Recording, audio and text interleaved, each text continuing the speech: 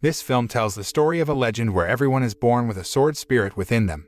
Each sword spirit has a different level of power and continues to increase along with its abilities. Once every 100 years, the path to the heavenly door in Snow Mountain will open, and a person with a level 6 sword spirit can become a god through that door. There is a big battle going on an iceberg. 3 monsters were fighting against the swordsmen. The monsters made an illusion with a puff of smoke to attack them. One of the monsters almost managed to touch the 2 swordsmen. Suddenly a giant snake appeared and immediately devoured the monster, and the other 2 monsters suffered the same fate. But just as the giant snake was about to devour the warriors, a man in a red robe named Jian appeared, who helped them and killed the snake. He climbed the stairs in the sky full of lightning strikes. 100 years later, it looks like a fairly densely populated city full of pedestrians. Soon afterward, a wagon is driven by a man named Jian and a woman named Xiao. They talked about the legend of the Fengqin sword, which possessed a high level of sword spirit power.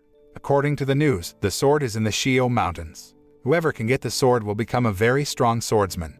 Xiao said that the place was very dangerous and she would not allow Jian to go there. But he insisted on going there because he wanted to become a great warrior. On the other hand, a woman named Yanzi had secretly entered a dark room. Arriving in the room, she was immediately attacked. Luckily, she could dodge and flee to the center of the city using her magic sword. Not long after, there was a woman named Shio who confronted her. She was a student from the college that Yanzi had entered. As a result, the 2 of them fought in the crowd until Shio finally managed to injure Yanzi and vomited blood. Knowing Shio's stronger ability, Yanzi chose to run away from there. Meanwhile, Jian and Xiao, still on the horse carriage, had to stop because of a raid. The college soldiers are looking for Yanzi's whereabouts, who might be hiding or in disguise. Jian immediately checked the 3 wooden boxes he had brought.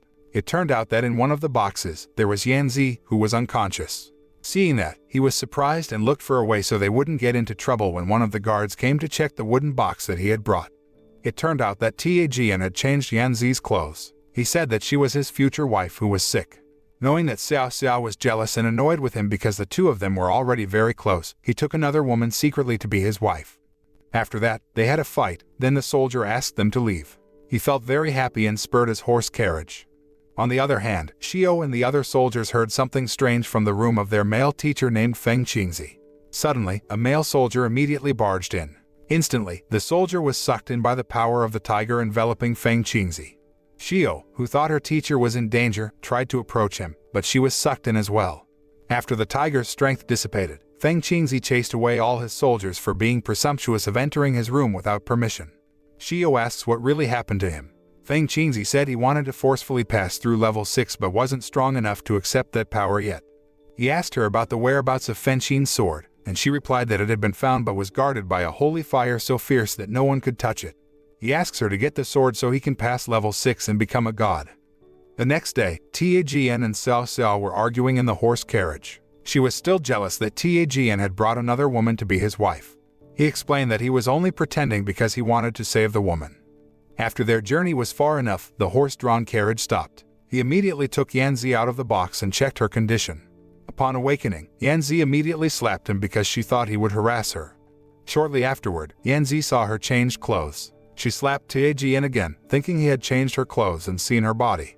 After taking her clothes and sword back, she left the 2 of them. After a while, Jian and Xiao finally arrived at the village, and the residents welcomed them back. Shortly afterward, Jian distributed the souvenirs to the villagers. After that, he went straight to his male teacher named Chen, but he instead scolds Jian for being away from home too long while constantly beating him. However, when Jian showed him the medicinal herbs he ordered, Chen was suddenly kind to him. Elsewhere, Xiao's father gets bad treatment from a man who is angry because he couldn't get the gemstone from the excavation. Then Xiao came and helped her father. Feeling annoyed, she cursed the man, but the man approached her instead and wanted to attack her. Luckily, Jian came and hit the man with a stone. He approached the man until the 2 of them fought. Because the man was stronger than him, Jian could easily be knocked down by the man. Even the man almost stabbed Jian with his sword. Suddenly Yanzi and a man came to help him and killed the man.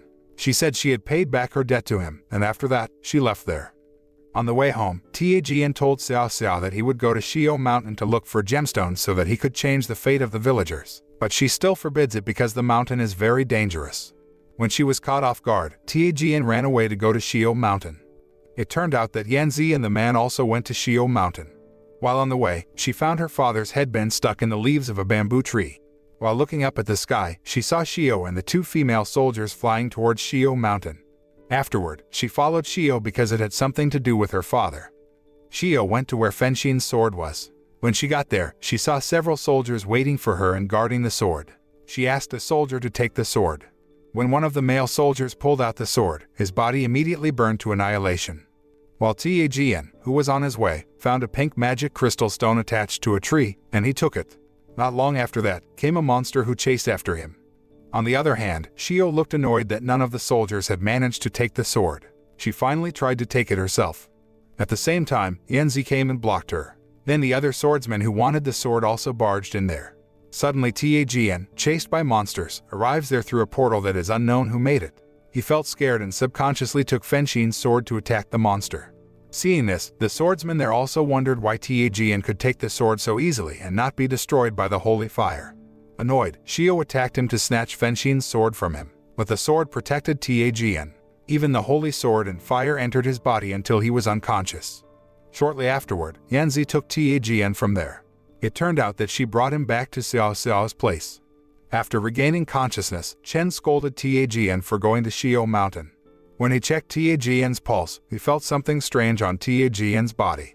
Soon a man named Lu Tai, Shio's elder brother, came to Jian village. He asks about Jian's whereabouts and threatens the villagers using his sword power. Not long after, Yanzi came to see Lu Tai, but instead, he asked her to go see Fengxin. However, Yanzi, who knew their evil intentions, did not allow that. She attacked him until a fight between the two of them. Unfortunately, his strength was stronger, so she managed to get pushed and bound her magic power on the tree. Suddenly Jian comes to Yanzi's aid and fights with Lu Tai. When he attacked Jian using his sword, Jian unwittingly managed to release holy fire to withstand his attack. Even he managed to issue a level 5 sword power to defeat Lu Tai. Knowing Jian's strength was on par with Fengxin's, he chose to flee from there. Shio and Lu Tai went straight to Fengxin. The two of them reported to him that Fengxin's sword and holy fire had been stolen by Jian. Even now, he had knowledge on par with Fengxin. Then Fengxin asked the two to invite Jian and Chen. The next day, Lu Tai and Shio came to Chen's place to give an invitation from Fengxin, but neither of them saw Jian there. Immediately Xiao Xiao left the house, but Lu Tai stopped her on her way to ask about Jian's whereabouts. But she said that she didn't know. Then he hypnotizes her to frame Jian. At night, Jian and Yanzi sat in front of the bonfire. Afterward, Yanzi told the story of her life. As a child, she was jealous of other children who could play and wear beautiful dresses. She says that she had to practice martial arts daily with a body covered in wounds. Not long after Xiao Xiao came, she immediately grabbed Jian's hand to invite him to talk away from Yanzi. She looked strange because she was still hypnotized by Lu Tai's magic. She just kept quiet while looking at him. Soon, Lu Tai and Shio came there. He told her it was better for him to get the power of holy fire than Fengxin. Suddenly several monsters appeared and immediately attacked them. Seeing them busy fighting, Yanzi took the opportunity to run away and took Jian away. While running, Shio accidentally fell into a strange place. They looked around the place until Jian found a gold-patterned iron. The iron was of high quality for making swords. It was said that Fengxin's sword was also made of it. He was overjoyed and took it. Suddenly a monster appeared from behind the wall and immediately chased him. When he asked for help, Yanzi refused because the monster was the incarnation of her father, who had the power of a level 4 sword. Seeing this, Yanzi tried to resuscitate her father, but she was attacked instead. Afterward, Jian released his power to draw out the evil spirit in Yanzi's father's body. When her father came to his senses, Yanzi asked what really happened to him. At that time, Fengxin invited her father and other warriors to come to Fengxin's college with the excuse of wanting to discuss god cultivation. Yet he absorbed all of their sword spirits instead. Luckily, her father managed to escape at that time with his secret move. After that, Yanzi introduced Jian to him. She explained that Jian had helped him with the power of holy fire. He was shocked and realized that Jian was the one chosen by the heavens. He asked Jian who the person who had sealed his sword spirit was. Hearing that, Jian was surprised because he didn't know he had sword spirit power all this time. Shortly afterward, Yanzi helps Jian to unseal his sword spirit. Soon, Lu Tai and Shio came there. Yanzi's father tries to stop them, but Shio kills him.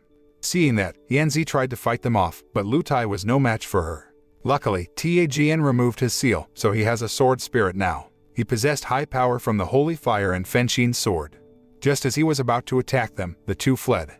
On the other hand, it was seen that Chen came to Feng Qingzi's college alone. The two of them sat down and drank tea and chatted. It was revealed that Chen's real name was Feng Xuanzi, who was Feng Qingzi's brother-in-law. However, due to past events, he changed his name and hid it to live as an ordinary person. Their conversation was getting hotter until the two finally fought each other's strength. It wasn't long before Jian came over. Feng Qingzi immediately pitted him and Chen against, saying that it was Chen who killed the entire Jian family 5 years ago. But he didn't believe Feng Qingzi's words and immediately attacked him. Soon afterward, Yanzi and the warrior came, so a fight between them was unavoidable. When Jian fought Lu Tai, Xiao Xiao, still under hypnosis, came and stabbed Jian with a knife. When Jian woke Xiao Xiao up, Lu Tai immediately hypnotized Xiao Xiao again. She stabbed herself to death. Seeing that, Jian felt very angry. He unleashed his full power and annihilated Lu Tai. He even stabbed Xiao to death. Feng Qingzi, who knew to absorb the power, instantly sucked in Jian's power. Chen, who saw this, immediately pushed Jian's body and told him to run. Yanzi took him away while Chen restrained Feng Qingzi from chasing them. Annoyed, Feng Qingzi beat Chen to death. Soon afterward, Yanzi took Jian to a place to treat him. Then she realized that the opening of the heaven's door for even 100 years had arrived. Feng Qingzi tried to break through the heavenly door by harming people. Shortly after that, Yanzi put on her armor and prepared to chase after Feng Qingzi. In the snowy mountains, Feng Qingzi and other warriors wanted to become gods. Not long after that, 3 monsters came to attack them all. With his strength, he finished off the monster. Afterward, a giant snow snake appeared, but Feng Qingzi didn't flinch. With his strength, he directly stabbed the snake right in the head to death.